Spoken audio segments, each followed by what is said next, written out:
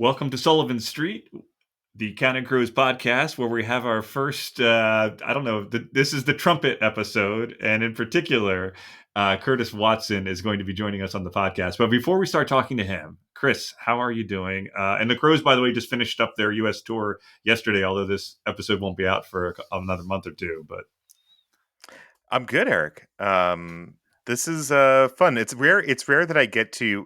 My wife is a trumpet player, so it's rare that I get to sort of break some stuff down with her.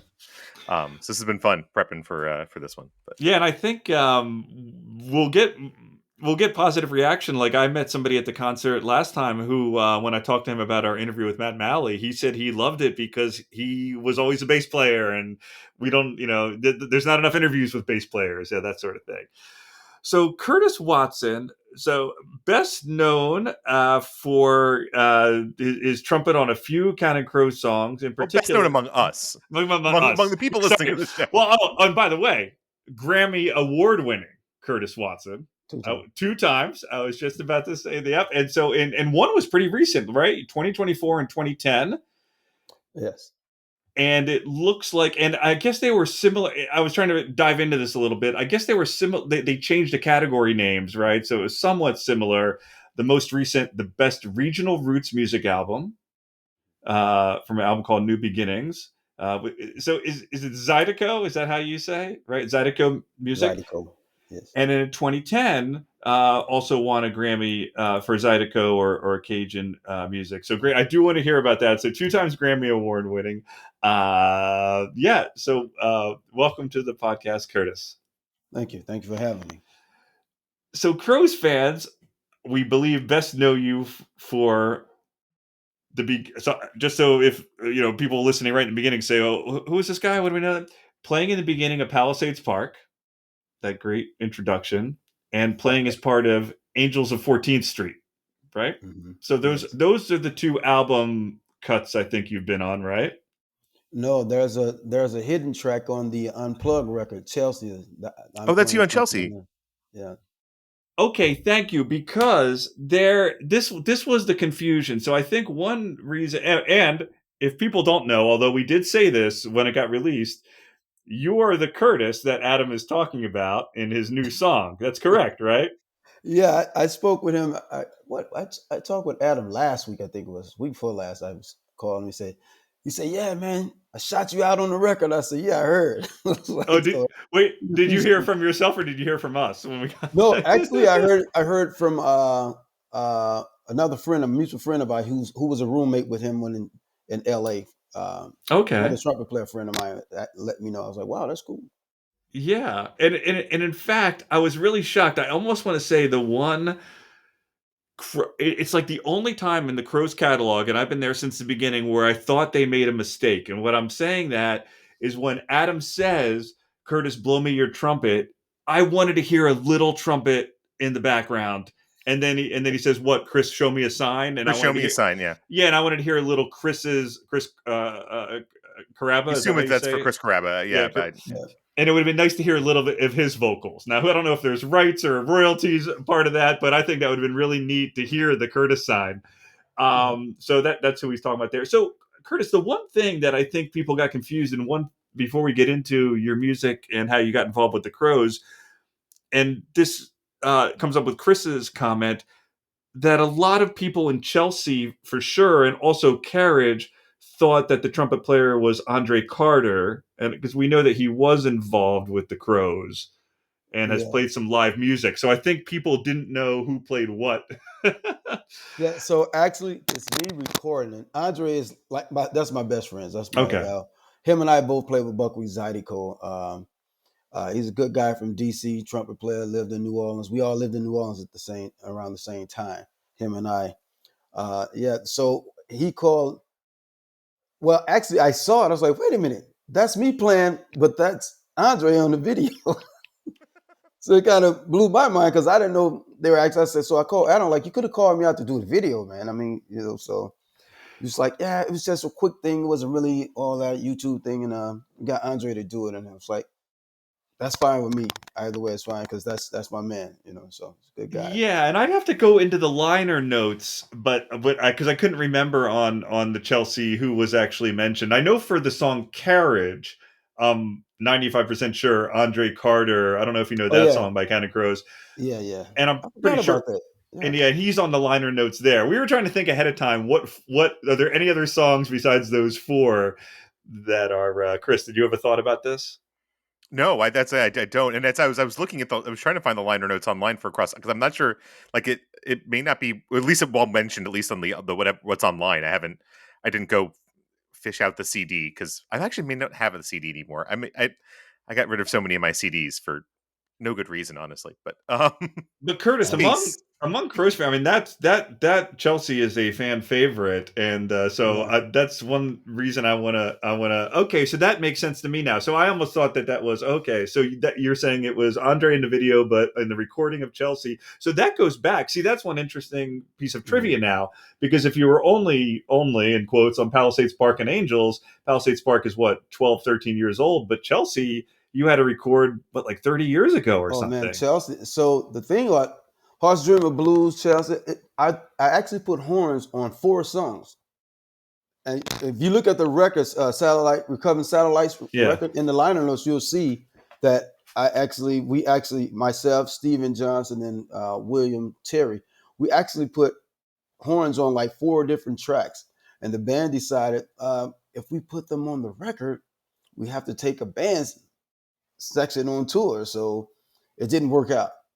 So I actually have those recordings somewhere.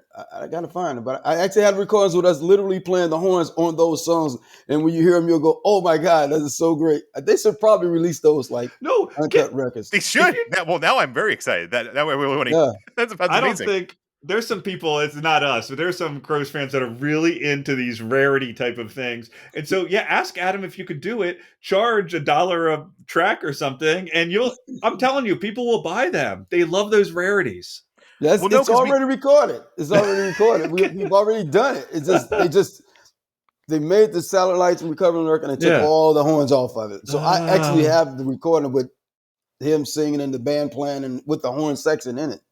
So which ones you said it was Horse Dreamers, and do you remember which other ones from? It was what's Covering the Satellites was oh man, don't let me lie. So I'm old, man. I can't remember. I have to go look at we some can go paperwork, through man. some of the some of the tracks that makes Miller's Angels, no, No. Horse Dreamers, Recovering the Horse Sat, Dreams, Recovering Satellite. Was Mercury, that would probably not be. man, I can't. That's crazy. Like I would have to hear them.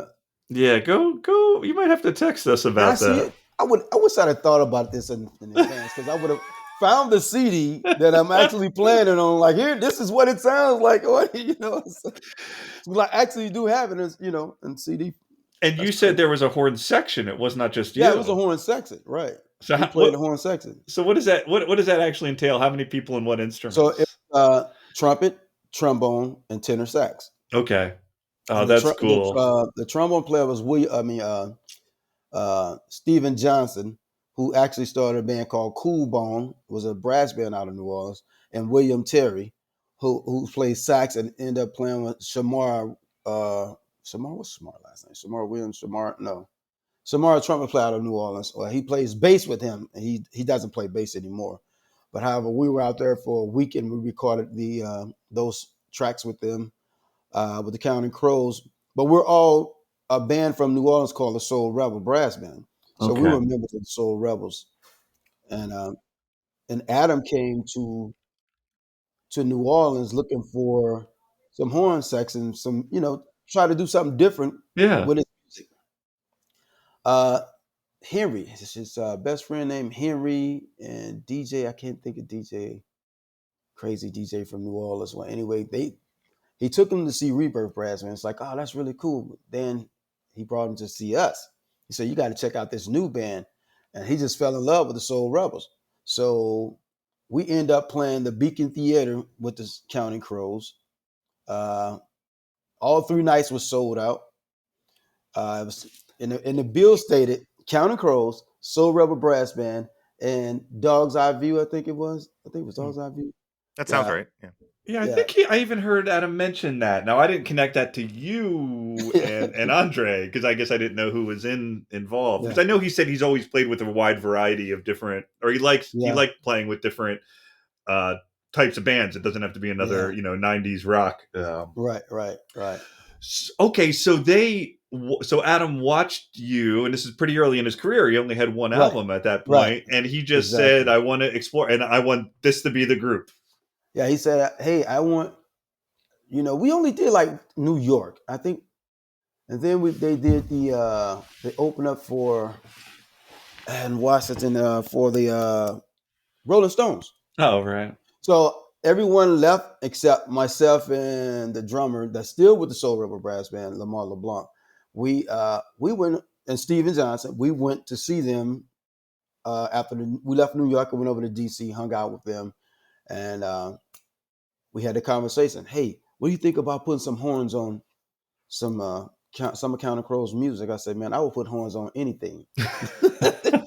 If it's paying, I'm playing. Let's just try it. Let's see what happens.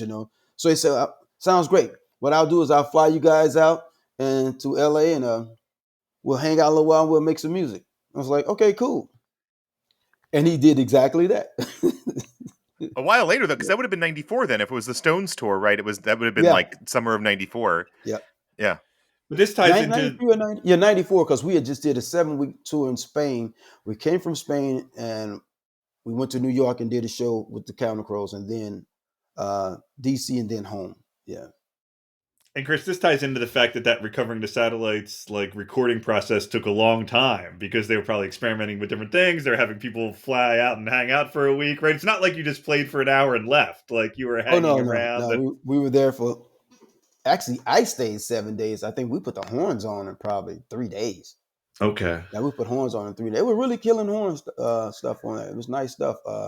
But like I said, at the time, I don't think the band was ready for having a horn section. And you had Dave Matthews out at the time with a horn with Yep. Leroy. Yep. So they weren't trying to, do that thing, I guess. So Right. That's a good point. In a way, they might have thought that worked against them a little bit, like they were yeah, trying to mimic right, Dave's right, when that would have been just I mean, Adam would have been interested no matter what because he loves yeah. different music. Now, how familiar were you with the Crows when they approached you? Like, did you know their radio hits? Did you know them at Uh, all? no, I knew the song "Me and Miss Dungeon." I said, Yeah. rock with that one. I like this song, man. And so I didn't. I'm not gonna lie. Didn't know his name. Didn't know him, but I knew the song, right? So he's in New Orleans, and he shows up at the show, and I'm like, at the time, I'm like, hey, man, I know you from somewhere, man. Well, he So had it the was standout crazy. dreads, right? Yeah, like he Yeah, was wearing the yeah. dread. Yeah. So he was killing. He liked the at the time. I want to say I was not even at the show. I think I was with Buckwheat Zydeco. I did a hit with Buckwheat Zydeco that night, and then I saw Adam Hmm. again, and then he heard us play, and then he brought us, to New York to play with him. We went on tour. We did that show with him.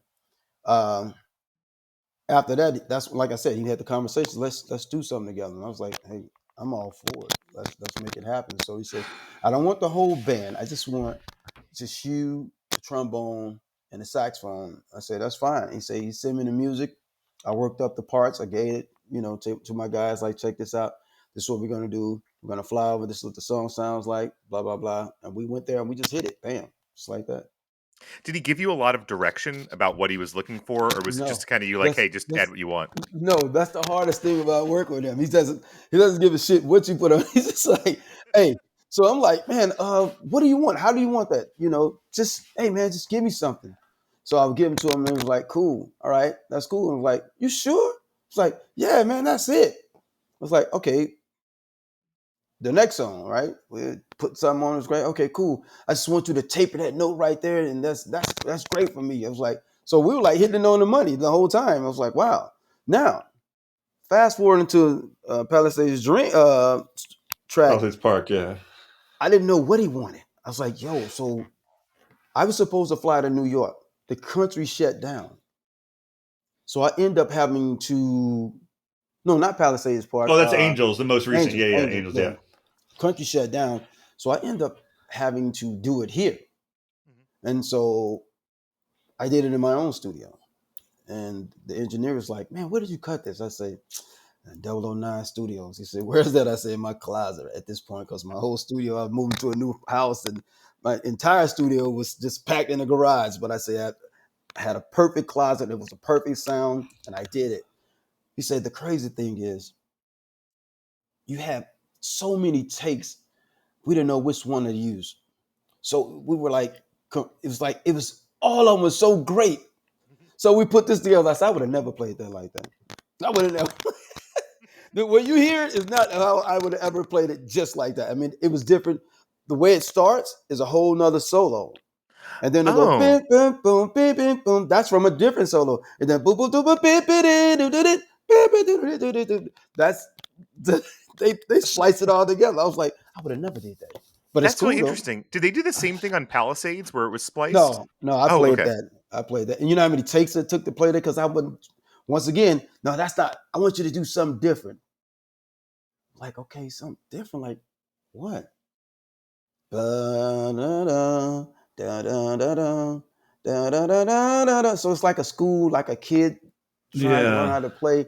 When I got in that frame of mind, I said, okay, let's roll with this. And that is, I have a picture of him and Emmy Gluck sitting on the couch sleeping. I'm like, because it's like, they couldn't say it's like you not telling me what you want, but you're saying, no, I want you to do it more like this and more like this. Like, give me a picture. Just give me a picture ideal. And once he gave me that, I was like, okay, cool. It makes sense. Wait, the picture of them sleeping was the... The picture of them sleep was me saying, man, they tired of me playing this right now. So I'm not getting it right, obviously. So that one, you were in New York. Yeah, I was in New York. Now, did they already have that whole song, but just wanted in a trumpet? Because in theory, that song could just start where he starts singing. So did they already have that, but then he thought he wanted an introduction, or how did that work? He was playing the introduction on the piano. He said, I want something right here. And what I'm hearing was what I end up playing in the end. But I was playing all kind of different stuff, and it was like, no, that's too jazzy. No, this. He said, I said, man, this sounds like you're in a school, and boom, boom, boom, boom, boom, boom. You just, you're a student. You sound like student players trying to, get attention. So I said, well, okay, let's go with this. I start singing a melody. He starts singing a melody, and I'm like, okay, like cool. Actually, he did sing me the melody. I take that back. He sung it to me. This is how he went. Ba da da da da da da da da da da da. I'm like, okay, so how many different ways I can play this? Many different ways, right? So okay, you want it jazzy, you want it New Orleans, you want it classical, you want it hard vibrato, whatever. So I just kept doing it over and over and over. And he was like, okay, that's it. I said, you sure? That's it. Okay, cool. And I think that's great. That don't you think, Chris, that intro like perfectly captures like the melancholy of Adam? And I really like what you did. Some of that could be mixing or something, but with the volume during. Oh no, that was me. That was all me. That's what I thought. I could kind of tell that. All to the last. And then it kind of peters out. No, I can sense that. So I love that. Yeah, there's a few shit. My wife actually, the first time she listened to it, she's like, did he go from a piccolo to a normal trumpet? And like, no, I think it's like, no, it's one instrument. It's one instrument, but it changes. It sort of like moves and changes. Did you know that was going to be the intro to the record too? It's obviously the intro to the song, but that's like, no, you just no, not at all. Not at all. Adam just like, I like that. C-Dub, I like that. That's C-Watt. He called me C-Watt. C-Watt, I like that. That's great. Emma Gluck was like, you nailed it. Emma, you nailed it. Thank you. Wait, are you going to explain why he calls you CY, or is that an inside? So my name is Curtis Watson. So I go by C-Watt. So he says C-Watt. Sorry, I thought you said CY. Okay, C-Watt. All right. Yeah, just call me C-Watt, So the most interesting trivia here, Chris, for the people that love Crows as much as us, is definitely that the Angels of 14th Street, that Curtis gave him a number of ideas for that part, and they spliced it together in a new and exciting way. Hopefully, they gave you final approval, though, Curtis. Well, they sent it to me and say, man, they say, check it out. I send it to me. I say, I say, do you like it? Because I've given you probably 59 takes of this one solo, 59 different times. No, I'm not making this up. He'll And in tell you this. 59 different It's ways probably, too, right? yeah, it's probably different every time. It's like, man, I don't know what they want, so I'm just gonna keep sending this because I'm not in New York. Yeah. So I'm gonna send everything I have, and the engineer was like, "Oh man, everything was so amazing. It took us a few days to figure this out." I said, "A few days? It took me a few hours to keep putting these different solos." Well, but everyone had a lot of time then. You know what I mean? A few days. What I yeah, mean, what was another yeah, day? right. But wait, is that a playable? Like, given that they cut it up, is that like a playable solo? Like, could you Yeah, theoretically like yeah. repeat? Okay, yeah. Don't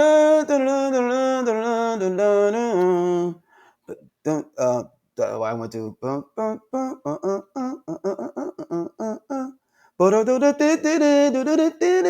that's all one line. So yeah. Yeah, it's playable. And It's Chris, playable. that has to be their only song that has a long trumpet solo and a long electric guitar solo. Like it has two solos in there, right? Because it ends with Yeah, Emmy yeah. soloing. Could we go back to Chelsea? So it was, and I know I should know this, but Chelsea was recorded with the rest of Recovering the Satellites, correct? Or no? Yes. So yes, and it didn't make the record. Right. It made the record. It was it was a hidden track Right. Well, on was the a hidden track on the unplugged? unplugged. Yeah, yeah. Yeah. But So I think it's because that Adam thought it didn't fit into the right, the right. recovering. So, but that one's interesting because you're saying that the other songs, oh right, the other songs you added, right, they re-recorded like Horse Dreamers without the horns, but in that case they didn't re-record Chelsea without the horns. Right. They just saved it for a hidden track. Yeah. Now that So yeah that's true. So they just muted the horns. The song is still the same. okay None of the song wasn't recorded that I can recall that I recall. They're still the same. It just took the horns out of it. And Chelsea, oh he left Chelsea because he liked this great song. Somewhere in New York City. oh so you're saying like Horse Dreamers that recording might be the same recording you were on but with the horns muted. That's what Yeah, you're. yeah. Well, I had no idea about that. Not that I'm a historian, but so so with Chelsea, that's interesting. That did Adam the process of that is I guess different than so Palisades. Of course, your solo is just in the beginning, and Angels it's after I think the second verse. But Mhm. Chelsea, it's throughout the whole song, right? So Yeah. or a lot of it. So how did that writing that process must have been different? I don't know if Adam just had the song and wanted you to play, or if you helped. Yeah. How So did he that go? recorded the song. He said, I don't know what I want to do. I wanted you to play some trumpet on there. I don't know. I just want you to be C-Watt. And Emma Gluck says, just be C-Watt. It's okay. Okay, so let's run the track and let's I don't know, you want I said I don't want a horn section. I just want you. I said, okay. We started playing and then it started and I was like, okay, this is cool. Okay. And I'm thinking, how do I want to approach this? Do I want to play more notes or less notes or lengthy notes, singing, vocal sound, whatever. So basically I just put myself in the mindset of like love whispers, if that makes any sense. Hmm. Like love whispers over how he's singing, and I'm just like I just want to be behind, like immersing in the ideas of what he's saying, if it's to a female or whatever, I don't know. I was just like I just wanted to give it something in the background, just flow, not too busy. Excuse me, long notes and stuff like that. So high notes, whatever, yeah. It was a Yeah, vibe. It yeah. I was was a vibe. almost I think I Beautiful. Yeah. only took one take. If I'm not mistaken, it's probably one or two takes of that. I don't think Jeez. it was more than. I want to say it was one take, maybe two. Yeah. So It's a beautiful and like a haunting song, and one they've never really done live. I think Adam used it as an alt once 25 years ago or something like that. But they've yeah. never done, I don't think they've ever done that. Oh, other than that, when they did it with an orchestra, right? There was one time where Oh, they did it really? with like a full orchestra they did a show with an orchestra. It's like, again, also like 20 years ago now. But I think that's the only other time like Chelsea's been performed live. Wow. Which is a bummer because it's a great song. But oh again, they, then they would need you. That's because it's interesting. The band I think very rarely uses pre-recorded things, but when they played Palisades Park, they would they would hit the tape, right? I mean, it's your trumpet that was playing every night live, Yeah, just over. I'm assuming there was no yeah. other trumpet That was player on yeah, stage, so I'm assuming right. that's how they got that So you sound. found a way to put me in the band, but don't put me in the band. Okay, that's cool. And Angels, I'm not sure, Chris. I'd have to. I'm not sure if they play a tape or if No, Charlie does it with the he keyboard or the does it with the organ. keyboard. That's what Yeah, I Okay. thought. he I had a does with the feeling of keyboard. that Yeah, one. I kind of remembered yeah, him playing, and it didn't sound like a trumpet. But you're absolutely right, Chris. yeah. When they start with Palisades for the for those two songs, I know you talked about them a lot already. But did you also try to get a, you're joking with Chelsea, it's about the feels or the vibe. Did you feel anything with those, like, did you, I don't know, listen to the songs without the horns a couple times or look at the lyrics, or do you just like go with it based upon kind Oh of what they yeah. say? So I listened to the song. Okay. I I I don't really care what he was saying. I was listening to the song and the melody because I've been around Adam a lot, so I know his capacity when he gets into his vibe and his things. I know what he wants. I don't know how to I can't Yeah. explain it, Yeah. but like even when I'm playing live with him, he'll just come over and go, yeah, and I'm like, I don't know what it's like. It's just a thing. It's just a vibe we have. It's just like cool. So like I said, I just listen to his music and like, okay, that's cool. I like this. So I'm gonna try to figure out where trumpet goes in here. And I have this this thing about me was like I don't care what style of music it is. Find a way to fit in. My band director used to tell me that all the time when I was young. Um, I went to high school in East St. Louis, Lincoln Senior High. My band director was Ron Carter. Ron Carter, not Ron Carter, the bass player, Ron Carter, the educator. He just passed away probably 2 years ago, I think now. But he's taught jazz musicians all over the world. But he would always say, I don't care what style of music you play, B flat is B flat in every form of music. Just make it yours. Hmm. And make it become you. And that's what I did. So yeah, I would just listen to the song, man. Chelsea. I think Chelsea. I think I just listened to that like in the studio only because he didn't send that to me, Right. and I was like, oh, okay, let's roll the tape. Let's just Did, roll the tape. Yeah. Did you play, because the video is lacking, there's only audio, and we know Andre was there at one point. We didn't release it yet. We just talked about Shim Sham last week.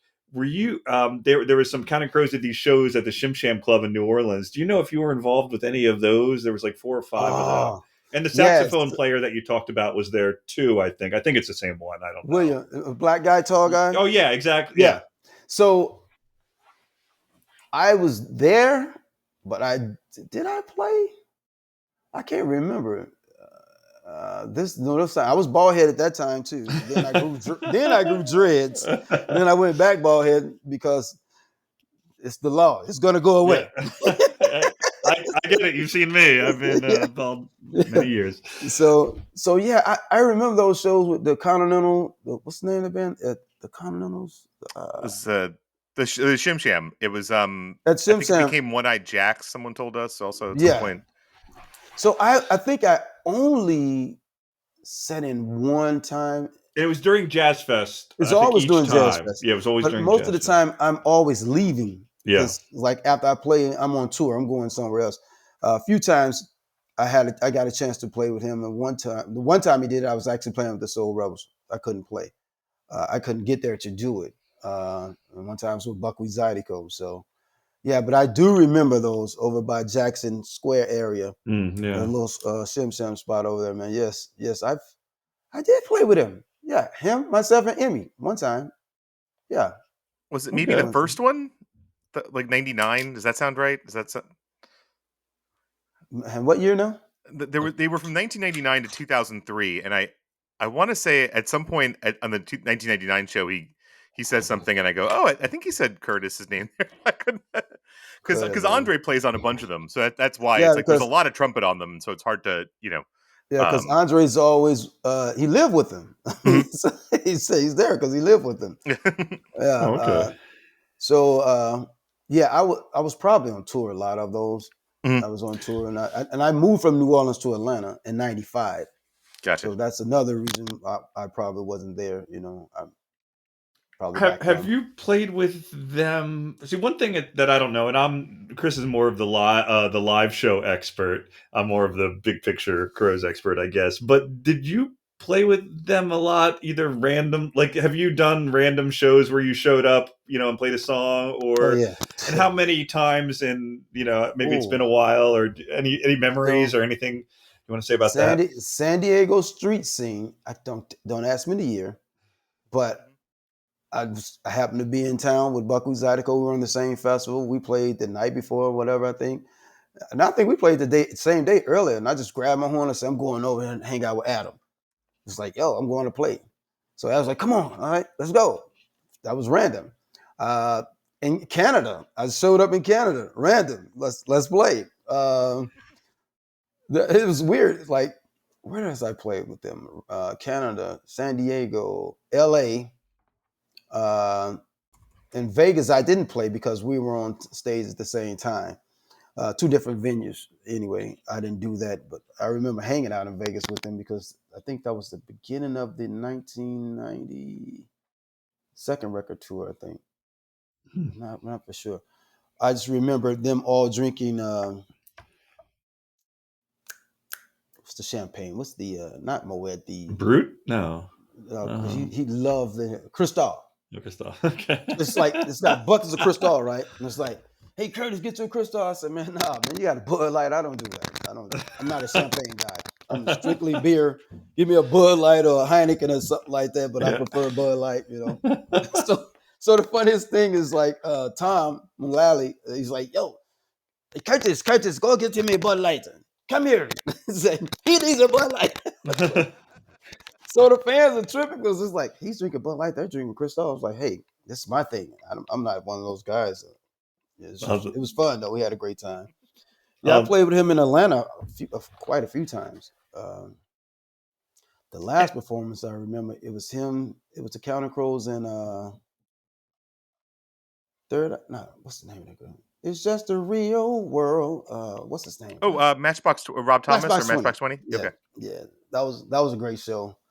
I had a great time playing that show with him. My daughter has a boyfriend now, but yeah, he was young. They're grown now. But since then, because he came, I wanted to take him. I said, I want you to see something. Come with me. He's like, where we going? So we're going to a show. It's a rock show. He's like, a rock show? I said, yeah, you enjoy it. Man, he hung out. He had the time of his life. Adam was taking care of him, and the guys was taking care of him. But every time we come to Atlanta, I would play. My children would come with me and sit on the steps. And you remember the stage when they would have the steps going up? No, I might You have never see missed some of those So years. it's had a little stage. I don't know if that was they always use the same plots for everywhere. But so my children were so afraid they sat on the stage, and I'm playing, and the crowd's going crazy. And they're like, "What's going on?"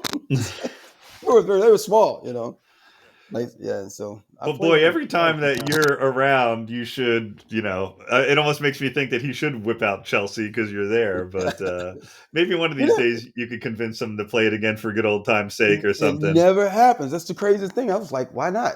But Anna Begins, he wants me to play on the beginning of Anna Begins. So Yes, we've heard a version of that, Chris, because maybe it was Andre, but on the Shim Sham it's great with trumpet. Did you ever yeah, bring it up to him, Curtis? I will ask. Did you ever say to him, should we whip out Chelsea?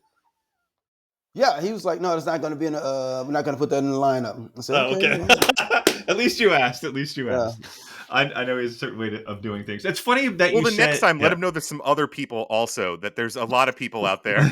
It's not just you.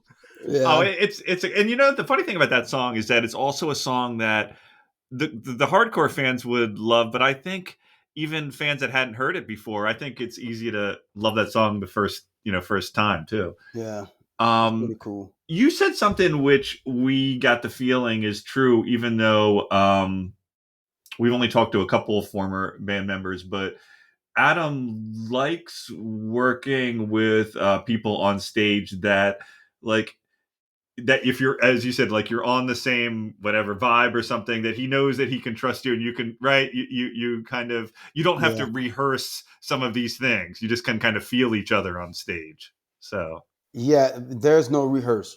There's no rehearsals. It's just he comes over and he says, he just looked me right in my eyes, and he just, "Are you ready?" I'm like, "Okay, okay." Like, so it's just, yeah, it just match energy, like, you know what I'm saying? It's like Yeah. making magical energy at this, you know. So it's pretty cool. Oh, Yeah. that's cool. Did well, I guess I did have one other a question or two about the Crows, but let's step back a second and talk about a little bit of your background. Just if anybody's curious, one thing I didn't know, which I guess you just mentioned, is that you grew up in around St. Louis. Yeah. St. Louis. So yeah, I grew up in East St. Louis, Illinois. Okay. I I Oh, East went St. to the Louis, same high Illinois. school as Miles Davis. Oh, So he was my hero, by the way. huh. I love Miles Davis music, and um, I graduated from high school and I went to Texas Southern University, where I majored in music there. And later on, actually dropped out as a senior and moved to New Orleans to start playing professional with the Neville Brothers children. One of my fraternity brothers was a nephew of Cyril Neville. So I moved to New Orleans and I started playing with the Neville Brothers children, a band called Deaf Generation. Hmm. And I ended up playing when I started with Olympia Brass Band.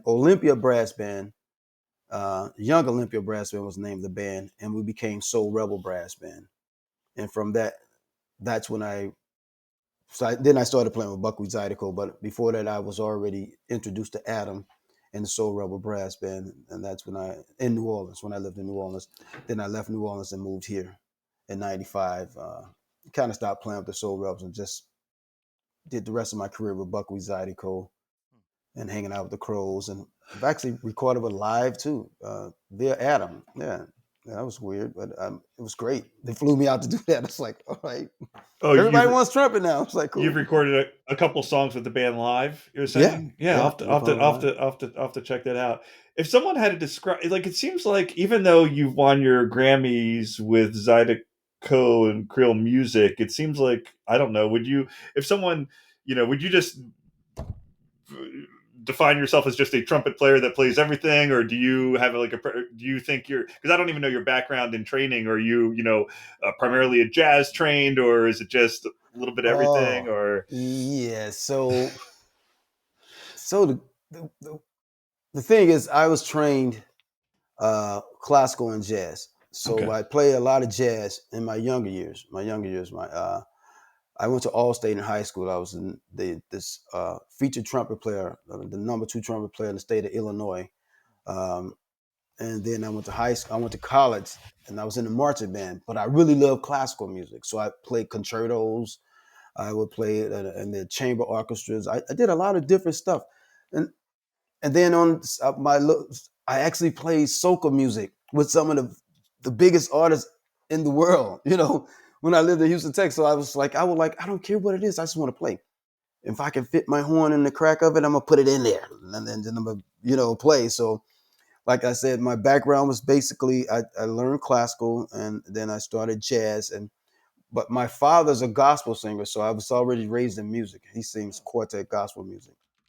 Uh, my whole life, my father's been a vocalist. He sing with Reverend Curtis Watts. My father's a pastor, although I'm a heathen. He's a Oh, pastor. cool. Well, I think he Yeah, comes up when I was trying to search for things on YouTube. it Reverend says Curtis Reverend Watson Curtis comes up, Watts. and I'm like, That's I'm my father. all right. Yep, that's my father. That's my father. Yeah, man, that's my Oh, I father. think I saw that too, actually. Yeah. Do you have, So, this is totally changing the subject. Do you have thought, because I've heard other musicians talk about this, and you might not have an opinion, but you went to Texas Southern, historically black college. mhm, I think you're wearing a shirt now of African American fraternity, mhm. right?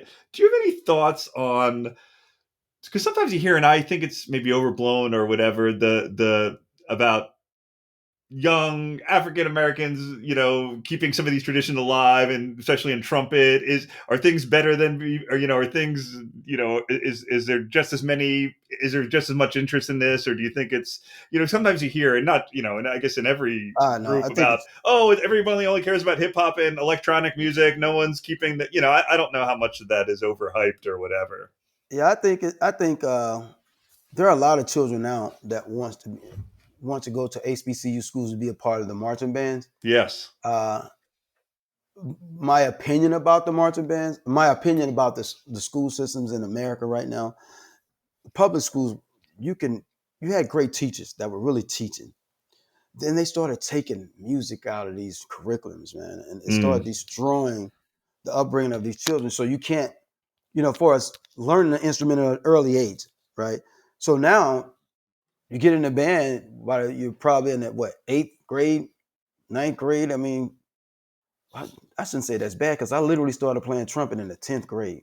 That's crazy. But I would practice 7 hours a day on the yeah. weekends, So, but I'm going back to my point is like the musicianship of the children that want to just play marching band is different from the musicianship of the children that want to play jazz, funk, or blues or whatever. It's just a whole different thing. And that is not being taught in schools anymore. Mm. You have a few jazz programs, you have a few um, classical bands, but they're playing the music, but they're not playing the music. If that makes Right. any sense, Right. they're just really flopping over because it's a part of the curriculum of the band. They're like, okay, we're gonna play this march, but and they just playing it. They're not really playing it. They're just playing the notes. If you know what I mean. Yeah. Yeah.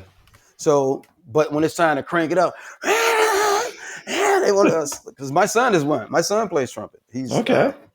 He screams to the stratosphere, But then I say, but he's like, I don't want all that. He don't want to do that. Man, so I'm not doing that. I just want to. That's like it's funny. Yeah. Yeah, it almost reminds me there was something something years ago. It was I forget where I was. I might have been overseas, but like it was something like very American, like swing dancing. I think it was like swing dancing or something like that. But there was something, Hmm. and the people keeping the tradition alive were like this like group of like 100 Norwegians. Like they thought it was like this great part of Americana. And then they were doing it and promoting it, and I'm like, yeah, I don't know anybody in the U.S. who's doing this. Maybe it wasn't swing dancing, but something like that. No, it Something. is, man. Oh man, listen. Well, they may not be doing it now, but where was I? Is it Salt Lake City? No, no, no, no, no, no. It's on the East Coast, West Coast. There's this venue that has this big ballroom, and the floors has springs in it. Okay. Like we're playing Zydeco, and people are like, boom, like, how the hell they get that high? Right. Like, See? it's blowing my mind. Where is that? Portland? I want to say it's Portland, Oregon. But it has this big ballroom, and the ballroom has springs in the floor. And I'm like, how in the world are they getting this high off the floor? So yeah, they still have like the swing dance bands play there, but we would have to be a Zydeco band playing at this venue. And it's still an underground thing, it's Mm. not as popular anymore because we have so many popular forms of music in America now. Our roots music is kind of getting washed away. But the roots music is the stuff where you really learn how to play. Yeah.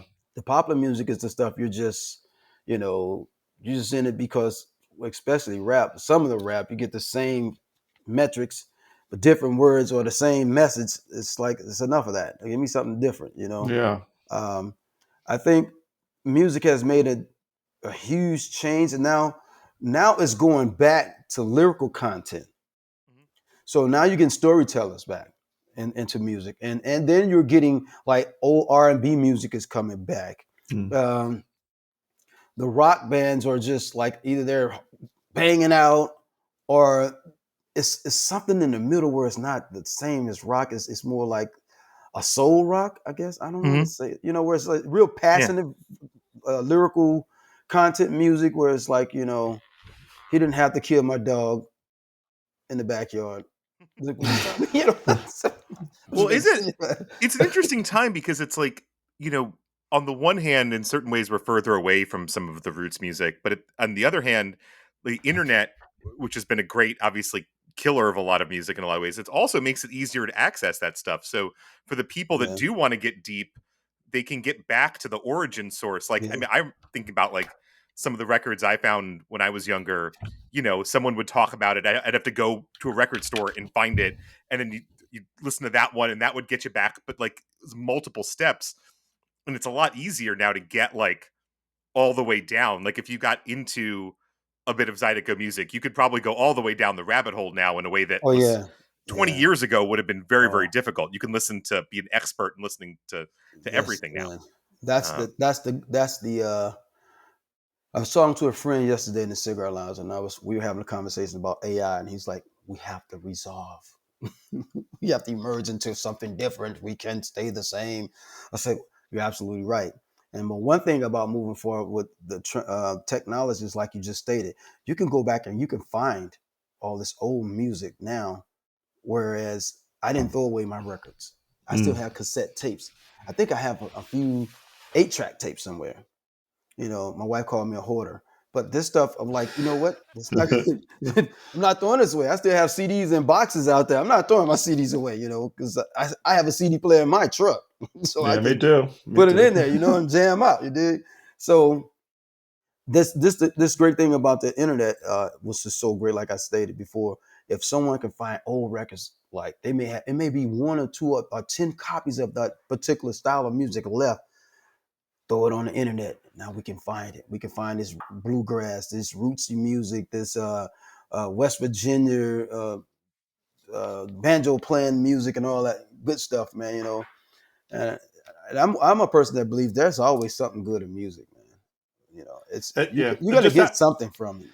it just happened to me yesterday. I watched this movie. I hate to say it, the movie is quite weak. I thought there's this kind of art house movie by Chris Pine called Pool Man, and it's really had some potential, but it was not a good movie. But near in the credits, they played this like song called Los Angeles Blues by Peggy Lee. I was like, never heard of this before. And I guess it was composed and written by Quincy Adams. It had sax. It's a fantastic song from, Wow. decades ago. And I would have never known. But you're right, Chris, you watch the movie, the credit, I'm like, this is a really well-written song. And right away I went to YouTube and played it. So, yeah. You can find him now. That's great. Did you choose Texas Southern in part because of their the band, that No, particular? Oh, okay. no, actually no. So here's Okay. the crazy thing. Because I made All-State, 21 schools in the state of Illinois had given me full free rides, and Howard University begged for me. That's what I was thinking. I was like, I bet you got a Yeah, lot of scholarship offers. yeah, I got a lot. And then I wanted to go to FAMU because I saw I think I was in my junior high school year. My band went to Florida. We played at Epcot Center and Disney World down there, our jazz band. But we stopped in Atlanta to go to the first MEAC SWAC game, HBCU football game, and it was Grambling and FAMU. One of my band directors had in high school went to Grambling. I didn't want to go to Grambling. I saw FAMU, it blew my mind. I said, I want to go to FAMU so bad. And then I saw Tennessee State. I was like, Tennessee State jazz program is so great. I want to go to Tennessee State, so great. Both of those schools decided they were not going to bring any out-of-state students in. So Texas Southern, since a few of my friends were already there, it's like, man, you should go to TSU with me. And I was like, I don't know. So I ended up going to Texas Southern, and Howard University begged 2 years for me. They literally like, hey, if you come with us now, they were going to some country, and they wanted me to record with them. This is 1985. I went to college. 1986, they were still asking my mom to talk to me about transferring. So this person has died and gone, so you don't have to worry about me call his name. But I'm not going to call his name. But at Texas Southern, they sent my mother a $750 check stating, we need him to come back. We don't need you to put this on the school. We just need you to just, hey, whatever you got to do to get him back to Houston, Texas. So that's exactly what happened. They sent her $750 and to buy whatever she wanted to buy with it. So it didn't have anything to do with me. So, and I You're ended like, up Mom, back cut in me in Houston, on Texas. this at least. Yeah. And it's in the 80s, so that's Yeah. that's about whatever $5,000 now or something. Yeah. Right. Right. Exactly. No, it is interesting. Competitive. So my wife was a trumpet player, and there was like in like colleges. She was a pretty good drum player, and like they'd be like, oh, these people wanted me to go here, but I didn't want. I wanted to get out of. She's originally from upstate New York. It's like I wanted to get out of upstate New York. So that's how. Right. And so the music programs, right? If you've got the talent, it's not. Yeah. Not quite like college football, but sounds like closer Hey than man, you'd hey, think. listen. I tell all my friends, put your child in the band. You want them to go to school on a scholarship? Put them in the band. Just tell them just hit the damn bass drum. Hey, get a scholarship, bro. I'm serious. You don't have to be the first trumpet player. A lot of kids think, I have to be so great to be in the band. No, they need second and third trumpet players as well. They don't need everybody to play first, right? So it's money there for you. You have children, put them in the band program, that'll make it'll work out for you. Yeah. But I knew I was going to be destined to be professional because when I was at Texas Southern, man, I literally wanted to be on Arsenio Hall show so bad. Like, so I'm so serious. I would stand in front of the windows and like play my horn like Miles Davis and like, yeah. Next coming to the stage, Curtis Watson from, blah, blah, blah. Like Arsenio, I'm on Arsenio. I really put that in my head. So I was doing this Miles Davis stuff back in those days though, with the foot pedals and all. And we had a competition. I'll never forget. It was Huntsville, Texas. Yeah, Huntsville, Texas. And I was in a combo. I was dealing with marching band stuff. So I was playing the combo, and the combo went up. We played a few songs from Miles Davis, and I was there. Like when I was there, I was pouring, snogging. I was there. So I'm there all the way there. I'm literally sitting on the stage, playing my horn like Miles Davis. The crowd goes crazy. The judge comes up to me. He says, in all my competitions, judging, I've never seen nothing like you all before. So what are you guys doing? I looked right in his eyes and I said, man, we just high. We're just high. And I walked away. I was in college, man. Of course, it's good times, though.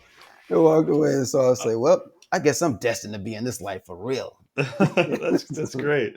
Well, I hope that. Do you know, by the way, that the Crows have a documentary coming out soon on HBO? I think the early thing. I think that I'm hearing around Christmas time. Somewhere in the fall, yeah. Yeah, somewhere in the fall. They already had a couple previews in New York about it, but and it's mostly about the August and recovering years. So Chris saw it. I'm not saying you're in it. I don't think you are, but if you're interested in that time period and the well, but now we've got new recordings to hear that we haven't. Well, that's what I was going to get at because right. Hopefully, they'll put the horns on there. They should have them. I've been like I don't listen to all his interviews, but I know Adam's interviewed a lot about these famous recovering satellites lost tracks, and it was in a fire and remastered. Does he know that you have these recordings? Oh, you know what?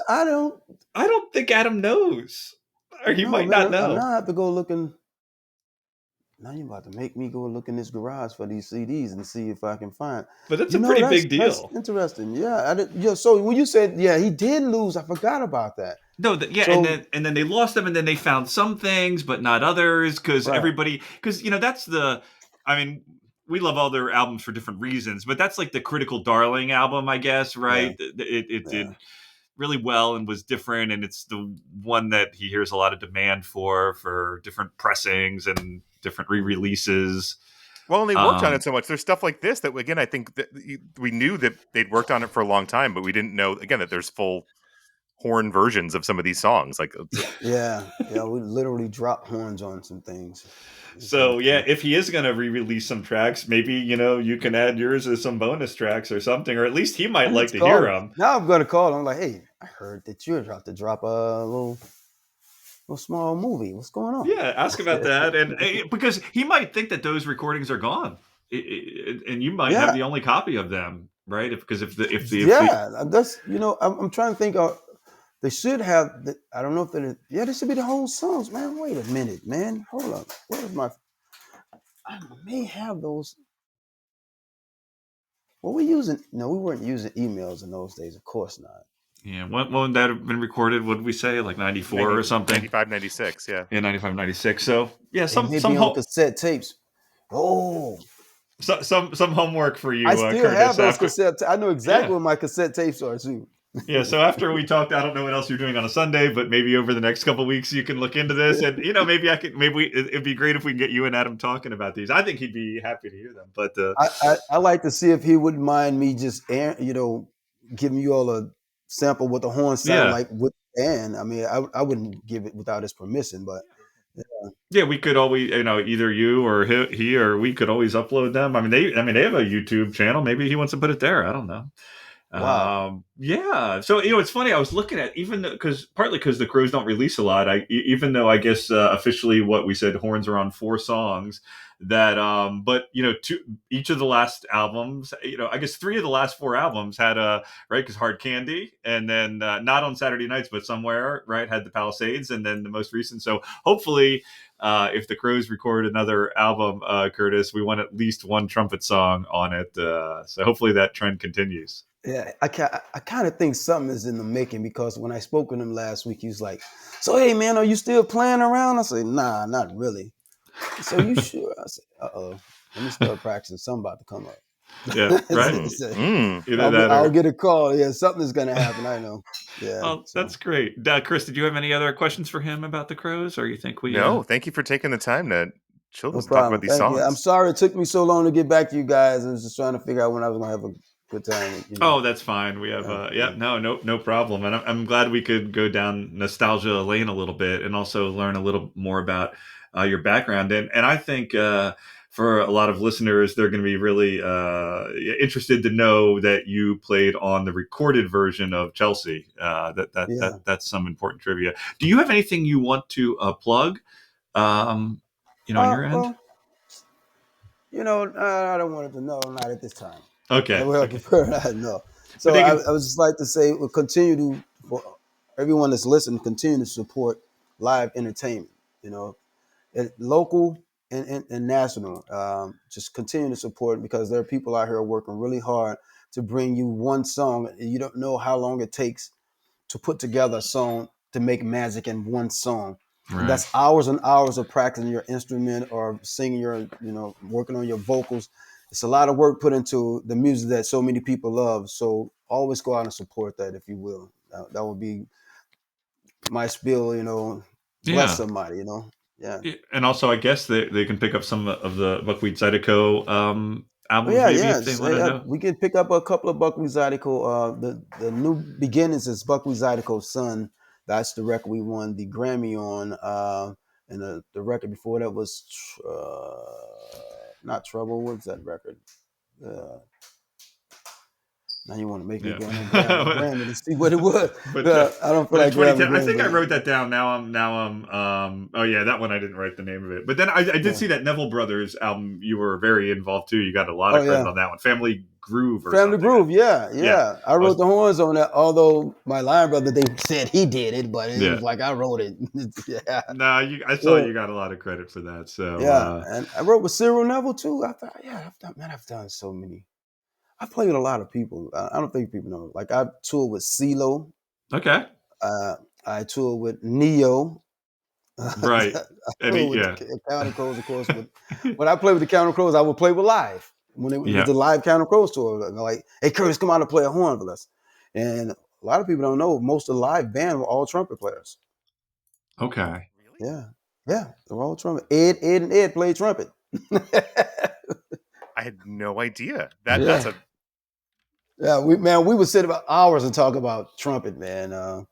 Cool guys. So did uh, uh, what's the rock band, man? From California dreaming. You're not talking. the You're Mamas not and the talking. Papas or the Phantom three, the Planet. three. No, the three is three of them. Like it's the bass player, guitar, bass, guitar, drums. Four. The drum is real tall. We hung out. Oh my God, how am I going blank for this? Red Hot Chili Peppers. God, Oh, no. right. Oh, the Oh, Californication. Right. yeah. Yeah. So Red Hot Chili Peppers. What's the drummer name? Yeah, Chad Smith. Is that right? yeah, Chad. We hung out a Yeah. lot at Jazz Fest. Him, Adam, myself. We hung out, and the bass player. His dad is a jazz trumpet player. He was a Okay. trumpet player. Yeah. So it was good to hang out with these guys. Most of them were trumpet players, became rock stars. I was like, man, I must have missed some in school.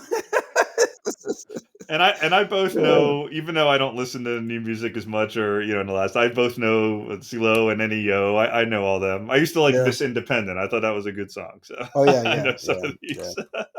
these. He's a great writer. He's a great writer. Oh, And I yeah, also yeah. played with. You ever heard of Russell Gunn, trumpet player? No, that one jazz. I don't know. He has a big band here called the Royal Crunk Jazz Orchestra, which is really great. He played with Wynton Marsalis with Blood on the Fields. He played with Bradford Marsalis, Bucks Out La Funk. So he's another great trumpet player from East St. Louis. He has a big band here. From time to time, I play with that. He's asking me to do some recording right now. I was like, yeah, oh man, I'm not going to be able to play all those high notes right now. Give me a few months, so yeah. Well, and congrats on, like Adam, I guess like any musician, this is not something you suddenly get into when you're 55. So you have to know early. You both have to have some talent. You have to have hard work, and you kind of have to have this, whether it's delusional or not. You have to have this idea that it's going to work, and to think it's destiny, even if it's not really destiny. But actors are like that. Comedians, you all have to have that. So congrats on getting a career out of it. So that's great. Thank you. And I definitely had a career. Trust and believe. It's been an awesome career. I would say that, as old artists say, like whether it's 2 or 2,000, we're gonna rock it like it's 20,000. So, well, thank you. We wish you the best. We hope that you get a chance to play with the Crows sometime, and hope that. Thank you for the inside information, and we hope to hear you on a future album too. So thank you, man. You guys have a great Sunday. Enjoy the rest of the Sunday. Sunshiny out here in Atlanta. I don't know. You guys are in LA, right? Yeah. He's in LA. I'm in New York, but it's also sun shining here. So yeah, that's great. Yeah, that's great, man. Because us East Side, we're gonna have to. In a couple of months, we're going to be shoveling. Well, he's going to be shoveling snow, and I'll be putting on the coat. It won't get that cold. Well, let's. I'm going to end the podcast now and then stick on a little bit. We got one other thing to wrap up with you, but thank you to the listeners enjoying and being with us down here on Sullivan Street. Thank you.